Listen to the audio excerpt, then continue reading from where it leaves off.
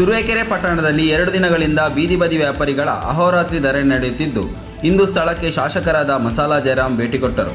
ಪಟ್ಟಣ ಪಂಚಾಯತ್ ಅನುದಾನ ಮತ್ತು ಶಾಸಕರ ನಿಧಿ ಬಳಕೆ ಮಾಡಿಕೊಂಡು ಸುಸಜ್ಜಿತ ಮೂಲಭೂತ ಸೌಕರ್ಯಗಳನ್ನು ಬೀದಿ ಬದಿ ವ್ಯಾಪಾರಿಗಳಿಗೆ ಸ್ಥಿರವಾಗಿ ಅಂಗಡಿ ಮುಂಗಟ್ಟುಗಳನ್ನು ಮಾಡಲು ತೀರ್ಮಾನ ಕೈಗೊಂಡಿದ್ದಾರೆ. ಸಂಘದ ಅಧ್ಯಕ್ಷರು ಮತ್ತು ವ್ಯಾಪಾರಿಗಳು ಇದಕ್ಕೆ ಒಪ್ಪಿಗೆ ಸೂಚಿಸಿದ್ದು, 15 ದಿನಗಳ ಒಳಗಾಗಿ ಕಾಮಗಾರಿ ಪೂರ್ಣಗೊಳ್ಳುವಂತೆ ಪಟ್ಟಣ ಪಂಚಾಯತ್ ಮುಖ್ಯ ಅಧಿಕಾರಿಗಳಿಗೆ ಸೂಚನೆ ನೀಡಿದರು.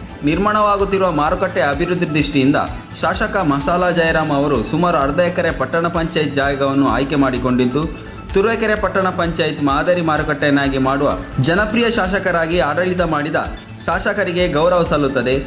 ಈ ಸಂದರ್ಭದಲ್ಲಿ ತಾಲೂಕು ದಂಡಾಧಿಕಾರಿಯಾದ ರೇಣುಕಾ ಕುಮಾರ್, ಕೊಡಂಜಿ ವಿಶ್ವನಾಥ್, ಪಟ್ಟಣ ಪಂಚಾಯತ್ ಅಧ್ಯಕ್ಷ ಹಾಗೂ ಸದಸ್ಯರು ಹಾಗೂ ಸಿಬ್ಬಂದಿ ವರ್ಗದವರು ಸ್ಥಳದಲ್ಲಿ ಉಪಸ್ಥಿತರಿದ್ದರು. ವರದಿ ಸುರೇಶ್ ಬಾಬು, ತುರುವೇಕೆರೆ.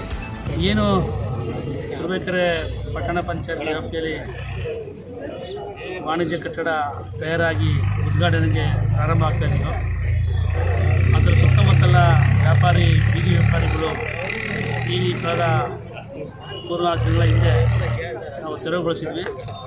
ಆ ತೆರವುಗೊಳಿಸಿದ ಹಿನ್ನೆಲೆಯಲ್ಲಿ ಅವ್ರಿಗೊಂದು ಸೂಕ್ತವಾದ ಒಂದು ಪರ್ಯಾಯ ವ್ಯವಸ್ಥೆಯನ್ನು ಮಾಡಿಕೊಡ್ಬೇಕು ಅಂತೇಳಿ ಪಟ್ಟಣ ಪಂಚಾಯಿತಿ ಎಲ್ಲ ಸದಸ್ಯರುಗಳು, ಅಧ್ಯಕ್ಷರು ಎಲ್ಲ ಸೇರಿ ಒಂದು ತೀರ್ಮಾನದ ಹಿನ್ನೆಲೆಯಲ್ಲಿ ಮಾನ್ಯ ಶಾಸಕರು ಇವತ್ತು ಪಟ್ಟಣಕ್ಕೆ ಭೇಟಿ ಕೊಟ್ಟು ಬೀದಿ ವ್ಯಾಪಾರಿಗಳ ಮುಖಾಂತರ ಒಂದು ಸಭೆಯನ್ನು ಏರ್ಪಡಿಸಿ ಆ ಬೀದಿ ವ್ಯಾಪಾರಿಗಳ ಜೊತೆ ಚರ್ಚಿಸಿ ನಂತರ ಇವು ಸ್ಥಳ ತನಿಖೆಯನ್ನು ಮಾನ್ಯ ಶಾಸಕರು ಮಾಡಿದ್ದಾರೆ.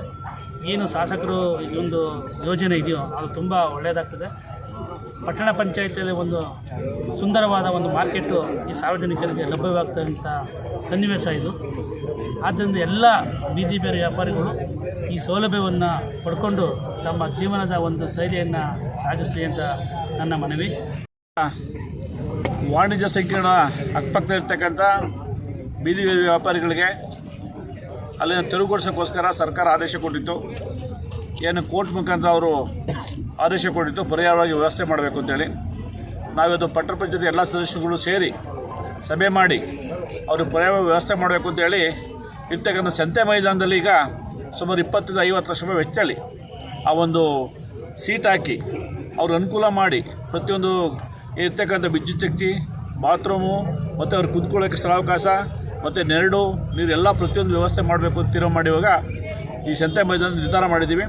ಇನ್ನು ಕೇವಲ 8 ದಿವಸದಲ್ಲಿ ಆ ಒಂದು ಇಲ್ಲೊಂದು ವಾಣಿಜ್ಯ ಸಂಕೀರ್ಣ ಉದ್ಘಾಟನೆ ಮಾಡ್ತೀವಿ. ಯಾಕೆ ಎಲ್ಲ ಪಂಚಾಯತ್ ಸದಸ್ಯರು ತೀರ್ಮಾನ ಮಾಡಿದ್ದೀವಿ. ಈಗಾಗಲೇ ಇಷ್ಟರೊಳಗಡೆ ಆ ಒಂದು ಕಾಮಗಾರಿ ಪೂರ್ತಿ ಮಾಡ್ತೀವಿ.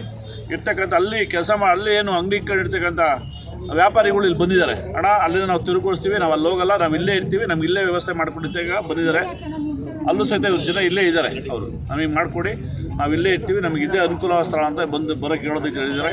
ಅಲ್ಲಿನ ಸುಮಾರು ಜನ, ಒಂದು 25 ಜನ, 30 ಜನ, ಅಣ್ಣ ನಾವು ಬೇಡ ಅಲ್ಲೇ ಇರ್ತೀವಿ, ನಮಗೆ ಒಳ್ಳೆ ವ್ಯವಸ್ಥೆ ಮಾಡಿಕೊಡಿ ಅಂತ ಹೇಳಿದ್ದಾರೆ. ಅದಕ್ಕೋಸ್ಕರ ಈ ಕೂಡಲೇ ಸ್ಥಳೀಯರ್ತಕ್ಕಂಥ ನಮ್ಮೆಲ್ಲ ಸದಸ್ಯರುಗಳು, ನಾವು ಅಧ್ಯಕ್ಷರು ಸೇರಿ ತೀರ್ಮಾನ ಮಾಡ್ಕೊಂಡು ಇವತ್ತಿಂದ ಈ ಒಂದು ವಾಣಿಜ್ಯ ಸಂಖ್ಯೆ ಹೊಸ ಹಳೆಯ ವಾಣಿಜ್ಯ ಸಂಖ್ಯೆ ನೂತನವಾಗಿ ನಿರ್ಮಾಣ ಮಾಡಿ ವ್ಯವಸ್ಥೆ ಮಾಡಿ ಬೀದಿ ವ್ಯಾಪಾರಿಗಳಿಗೆ ಅನುಕೂಲ ಮಾಡಿಕೊಡ್ತಾ ಇದ್ದೀವಿ.